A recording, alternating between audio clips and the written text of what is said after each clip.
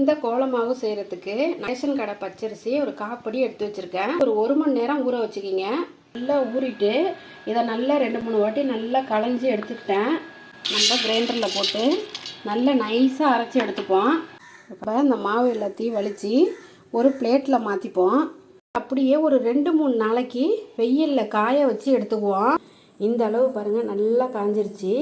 இப்போ இதை நம்ம எல்லாத்தையும் கலெக்ட் பண்ணி ஒரு பாட்டில்லையோ அல்லது ஒரு டப்பாலையோ நம்ம சேர்த்து வச்சுக்க வேண்டியதாங்க. மாக்கோளம் போடுற இடத்துக்கு தகுந்தாப்புல நீங்கள் இந்த மாவு எடுத்துக்கலாம். இதை அப்படியே எடுத்து இந்த மாதிரி கொஞ்சமாக தண்ணி வச்சு இதில் போட்டுங்க. கோலம் மாவு கட்டி ஊறிடுச்சு.